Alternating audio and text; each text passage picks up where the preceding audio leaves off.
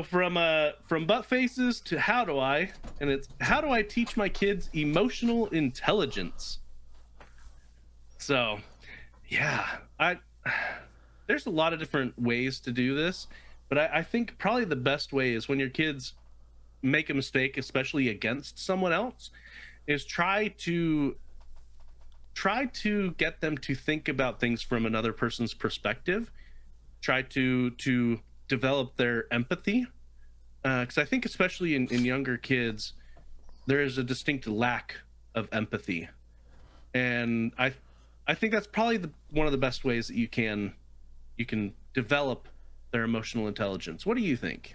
I use another method called Daddy's Wrong, where Okay, yeah. where when we have situations or fights or disagreements and both of us keep ramping up and going over the line, I will have a little bit of time pass, everybody get their stuff collected, and I'll just say, hey, look, I was wrong, I overreacted, I let my emotions get to me, and I could have handled this a lot better. I'm sorry, right? It's going to happen again because these are just learning steps that we're having. And here's things that I can do better next time I get to this situation. And I'll list out a couple things of like, different ways to control my emotions instead of having it build up and then explode into a fiery mess. Yep. I had one of those instances happen just this last week where I got off work late. I was already, worn out from that. Right, and it's always like that. It's a lot of things that as parents we unfortunately that drive home from work to home is never long enough to burn off all the stuff that we're holding on to from work. Well, see, I don't even get that anymore because my commute is a flight of stairs. Yeah, so you need to get 2 flights of stairs, Joe. And so, so I came up the stairs.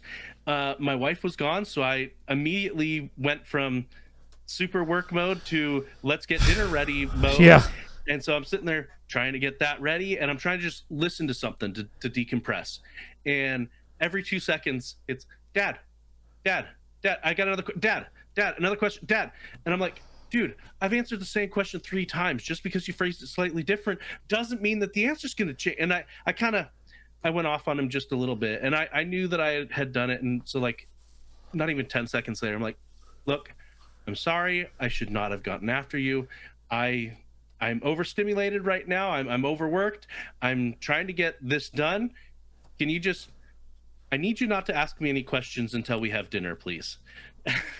How much longer is dinner, Dad?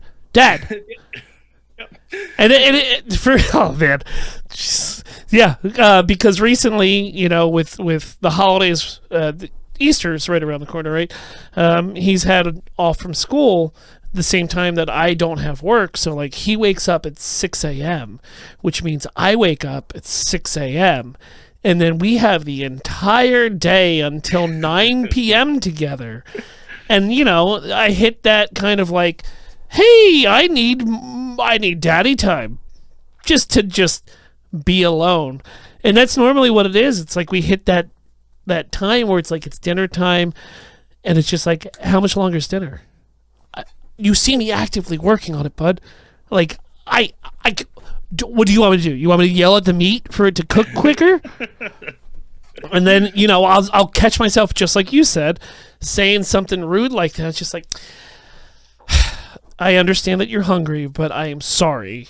I should have not snapped at you like that, because then I don't want that kind of behavior to happen to his mother or his stepmother or a teacher at school, somebody else, because I can see in other ways that people's parents, that the way that the parents kind of act at home, it then gets transferred to the children, and they carry that out into the world because that's what they know from home.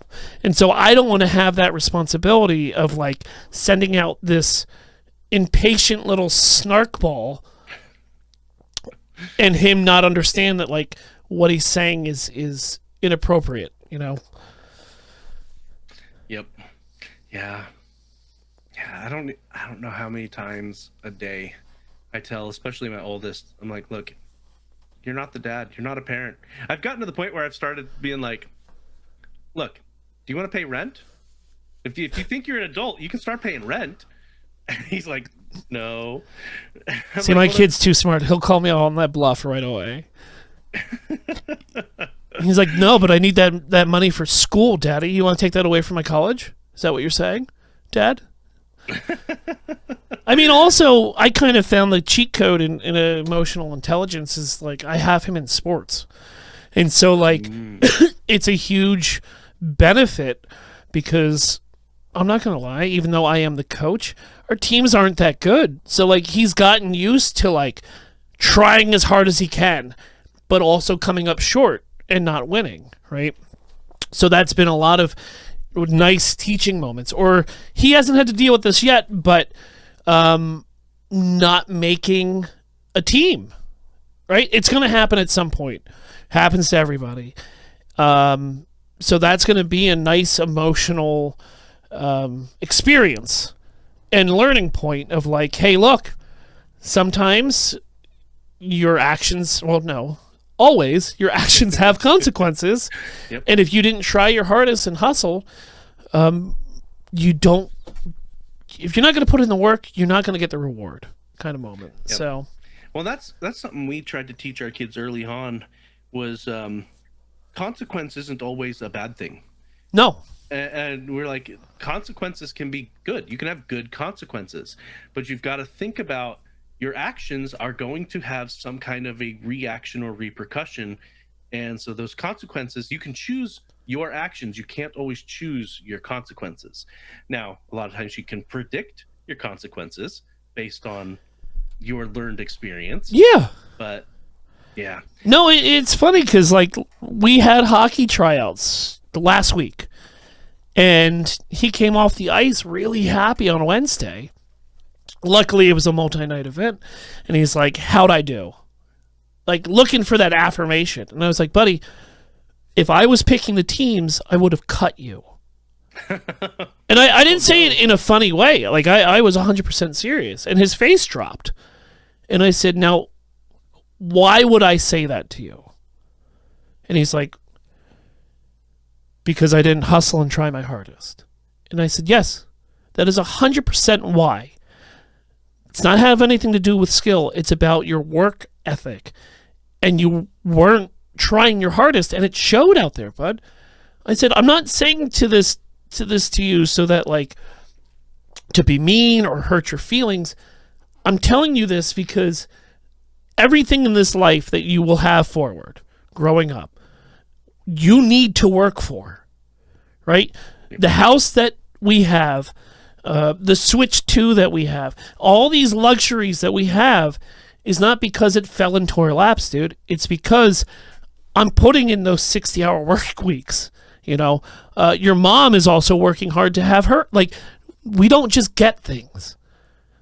I said, luckily you have another night, and, you know, let's just hope that this was a fluke because you're not guaranteed a spot, man. You got to go out there and you have to prove like you're willing to put in the sweat equity to get what you want. So, and then night 2, he was terrible. No, night 2, I haven't seen him skate that well. And thankfully the people that were picking the teams agreed and he thankfully made that team. But I think this is a lesson that I'm going to have to keep, you know, pounding in every couple years, especially through the teenage years, right? Oh, yeah. But well, and I had to tell my boys a bunch because we went through a phase where we were like, look, you can sign up for all kinds of stuff, but when you sign up for the season, you're going to play the season, period. And so, but we stressed with them, we're like, you're trying something new. You're not going to be as good as those that have been doing it for years.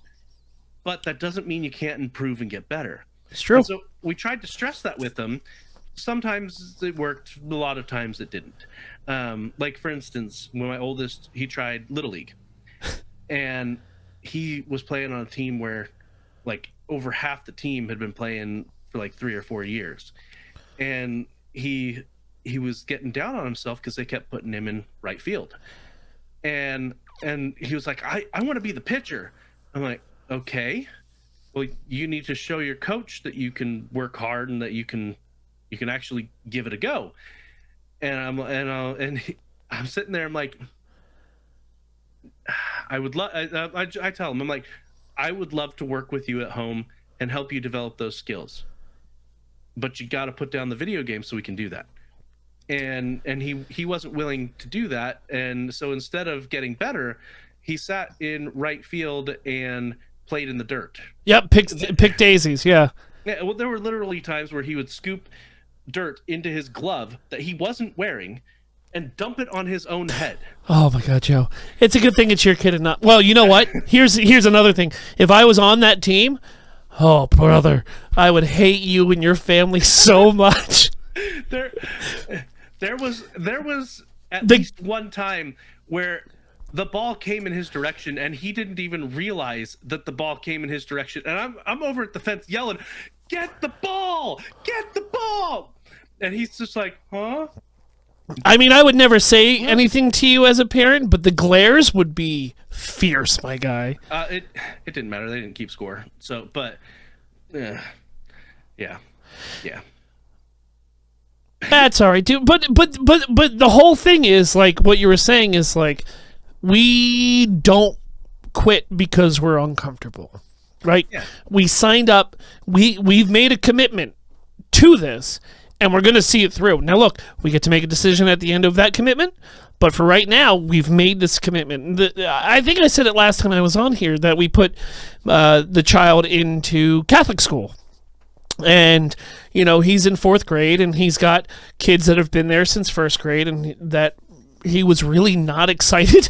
Hey, you would never think that a 9-year-old boy would not be excited about going to Catholic school. So I sat him down and told him, I said, hey, look, we're not committed to this for life, dude. We can do 1 year, and then we can reassess. We can see if this is something we want to do. I said, do you know why me and mommy are putting you through this? Catholic school, not the experience of being Catholic. He said, yeah, because it's got smaller classes and it's going to be a better education. I said, yes, 100%. That is why we're doing this. So if we go through it and you hate it, great. We'll find another option for you. But I don't want you to go into this experience looking to hate it. Right? Try to find the silver lining and see, you know, yes, it's new kids, but these are new experiences, right? I said, Dan, think about all the untapped Pokemon cards you can make, you know, in this new school. You've already ran through the Montessori and the other school. Like, these kids probably don't know what they got, and you've got the inside scoop of being you know, in that public school system for 3 years. You got the street smarts when it comes. Yeah, that's what I'm talking about. Yeah. And by no BS, by like month 2, he was in, dead in. Yeah. So and the Graves are proving it, man. Like, so it's about sweat equity, man. It always has been for me. Yeah. So the original question was, how do we help our kids develop emotional intelligence? And I think helping them develop good coping mechanisms through hard times is awesome. Teaching them that growth is awesome. Never stop growing. Don't limit yourself. There's always going to be someone better, but if you strive to do better at whatever it is that you're striving to do better at, you know, good times. But emotional accountability for yourself. Yeah, it's huge, right? It doesn't feel like it would go a long way, but it does. I mean, and that's kind of where I learned it, because my father also did that, where if he was wrong, he would admit to it, and we would talk about it. And I don't think that's a lot of... I knew I got lucky, right? Because a lot of his generation, especially his father's generation, we don't talk about our feelings. Whatever happened in the European front stays locked up inside, kind of thing. So it's just it's kind of one of the generational traits that I get to pass down, that isn't terrible. Yeah. Unlike And my parents- Philadelphia Flyers. I take it they're not doing so good. I mean, there's 13 minutes left. We'll see. But yeah, my parents, especially my mom, she did not talk about feelings at all. My dad talked about feelings way more than my mom, which is, a little bit of a role reversal for the norms. And I would love to hear, so this is coming from a perspective of two dads that have boys. I only have boys and you've only got the one boy, right? Yeah. Okay. So I've got 3 boys, you've got one boy. I would love to hear the perspective of people with daughters, or hear about moms from their perspective. I would love to hear that. So give us a speak pipe. Head on over to wisenerdy.com/calldad and let us know your techniques for helping your kids develop emotional intelligence. But also, how old is your oldest? 13. Okay. So you're right at the beginning of the teenage years. Oh, yeah. And I'm sure, obviously, the older the children get, everything's going to start changing for not only them, but also you. And some of the ways of parenting in the teenage years is going to be a whole new journey. Oh, man. Parenting is nothing if not constant adjustment to how you handle the brand new stuff that they come up to get into trouble with. See, we don't even have a military school out here that I could threaten to send him to. Oh, I threatened to send them to my in-laws' house for a week and let them know that my in-laws aren't gonna let them bring their video games and just gonna make them clean all the time. Pulling weeds. Yep. My wife put in the chat, little people, little problems, bigger people, bigger problems. It's true.